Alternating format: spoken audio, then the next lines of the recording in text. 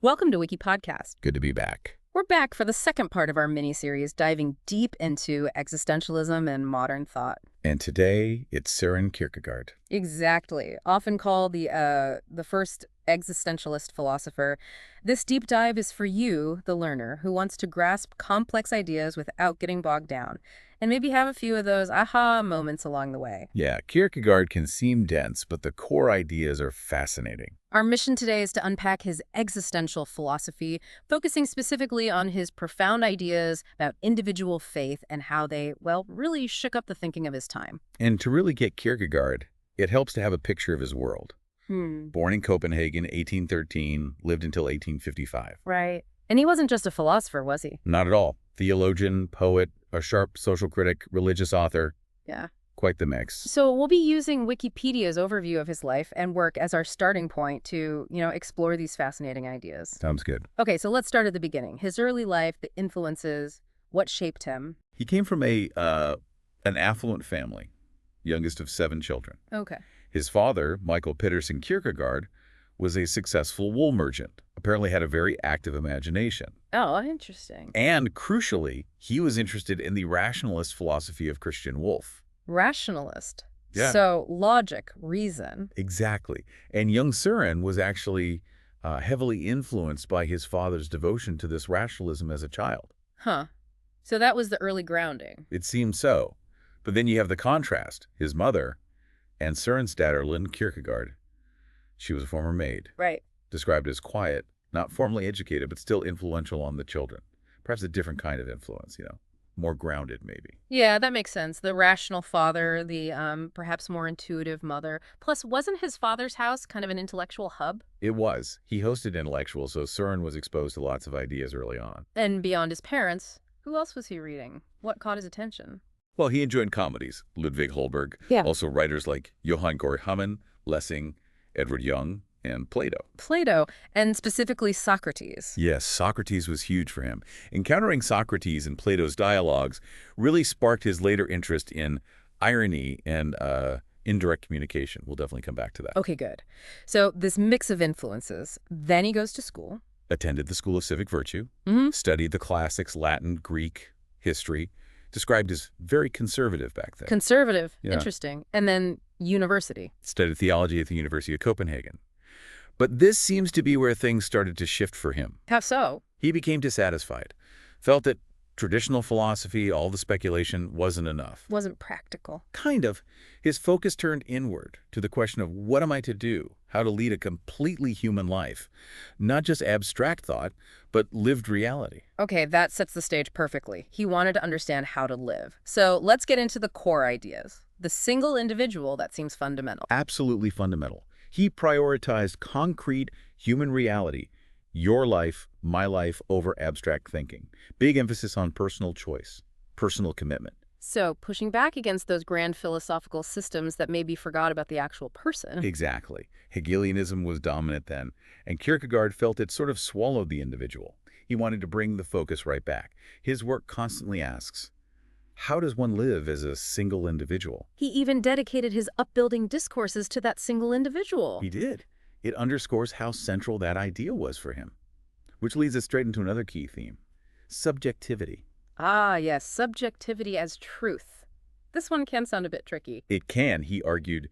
The way is to become subjective, to become a subject. What does that actually mean? Is he saying facts don't matter? Not quite. It's more about how we relate to truth. Science, he said, learns through observation. Okay, fine for the physical world. But not for the spiritual. Right. He denied that observation alone could reveal the spiritual world. So when he says subjectivity is truth, or truth is subjectivity, he means the truths that really matter for your existence are the ones you commit to passionately, the ones that shape who you are. So it's not just intellectual agreement, it's about internalizing it, making it yours. Precisely. Think about love. You can read about love, understand the psychology of it, but that's not the same as being in love, right? Not at all. That personal, subjective engagement, that's where the truth of love resides for the individual. Okay, that clarifies it. And this connects directly to his idea of faith. Directly. For Kierkegaard, faith isn't about having neat proofs or logical certainty. Which he was quite critical of, the attempts to prove Christianity logically. Very critical. He talked about the infinite qualitative distinction between humans and God. We're finite, God's infinite. They're just fundamentally different categories. You can't bridge that gap with logic alone. So faith requires something else. It requires passion, a total commitment, what's often called a leap of faith.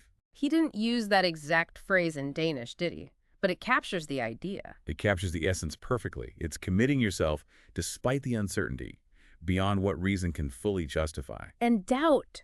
Doubt plays a role here too, doesn't it? It's not the enemy of faith for him. Not at all. In fact, they're intertwined. He believed true faith requires acknowledging the inherent uncertainty, the paradoxes in Christian doctrine. So it's not just blind belief. No, that would be mere credulity. It's wrestling with the doubt, recognizing the uncertainty, and then making the passionate commitment. That's what makes it authentic faith. That's a powerful distinction. Now, he also talks about the night of faith. What's that about? He uses it in works of love, I think. He explores it there, and famously in Fear and Trembling. The knight of faith is someone who's made that leap. They live in this paradoxical obedience to God, which might even look strange or unethical from a purely human standpoint. Like the Abraham and Isaac story. That's the prime example he uses. Ethically, Abraham preparing to sacrifice Isaac is horrifying. But for Kierkegaard, Abraham operates on a different level. A direct, personal relationship with God that suspends the normal ethical rules. His faith transcends reason. Wow. And the story of the bleeding woman touching Jesus' robe? Another example he used. That intense, personal, unwavering belief that healing would come just from touching his garment. That's the kind of subjective, passionate faith he's talking about. Okay. This focus on the intense, subjective experience brings us to some heavier themes, like angst and despair. Yes, his psychological insights were profound. He explored the emotions we face when confronting our freedom and choices. Angst, usually translated as anxiety or dread, isn't just everyday worry. It's deeper. Much deeper. It's that unsettling feeling you get when you realize the sheer scope of possibilities open to you and the immense responsibility that comes with choosing, that dizziness of freedom. I think we can all relate to that feeling on some level. Absolutely. And then there's existential despair, which he famously called the sickness unto death. The sickness unto death. What is that? It's a fundamental state of being alienated from oneself, unable to truly be the self one is meant to be.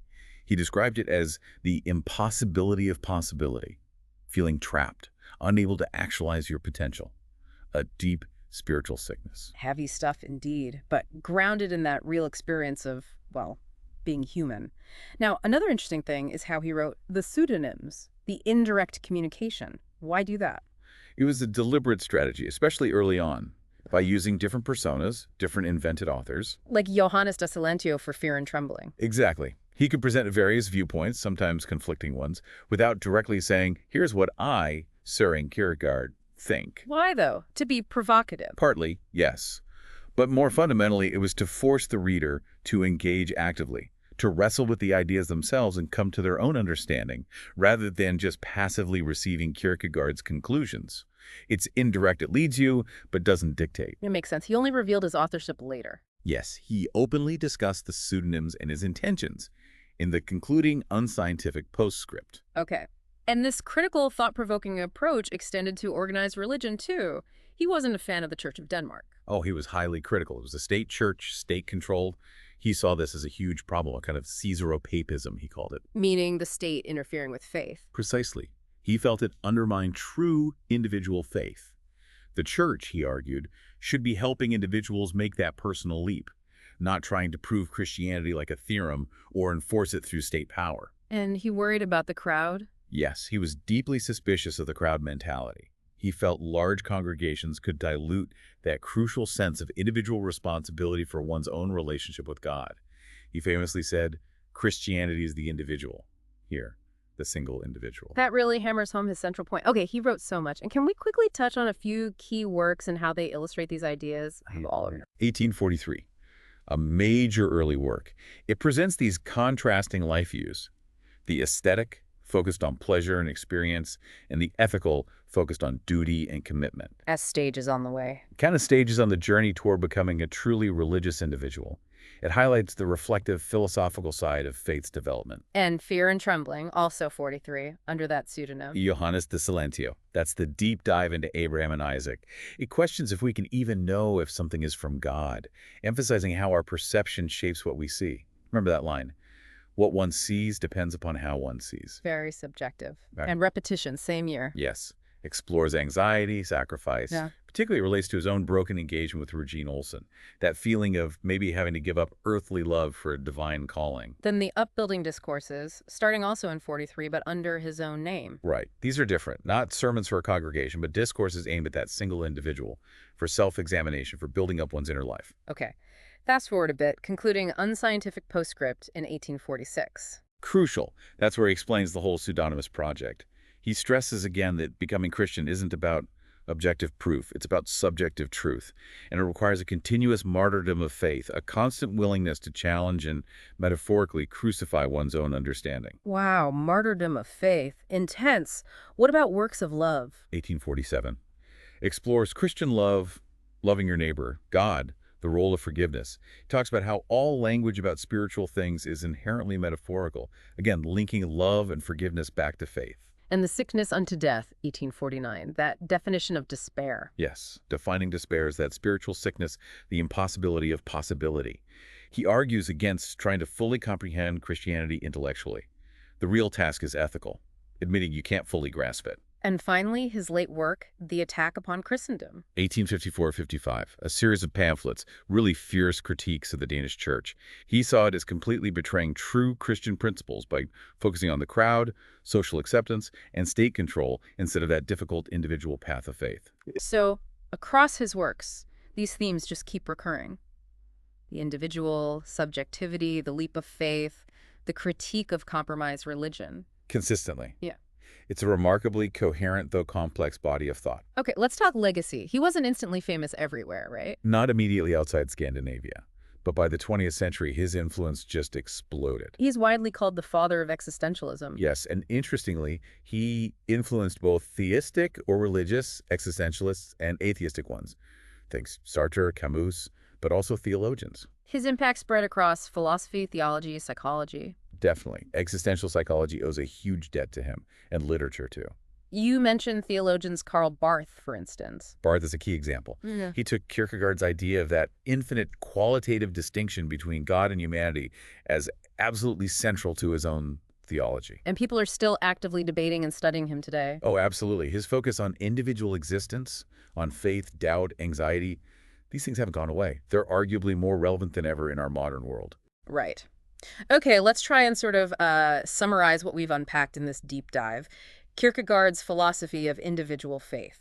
It's a powerful challenge, really. He pushed back hard against the abstract systems of his time. By emphasizing the lived experience, didn't he? The actual life of that single individual. Exactly. And the passionate, personal commitment needed for real faith, not just ticking boxes or intellectual assent. His ideas on subjectivity, the role of doubt, that doubt isn't the opposite of faith, but part of it, and his sharp critique of institutionalized religion.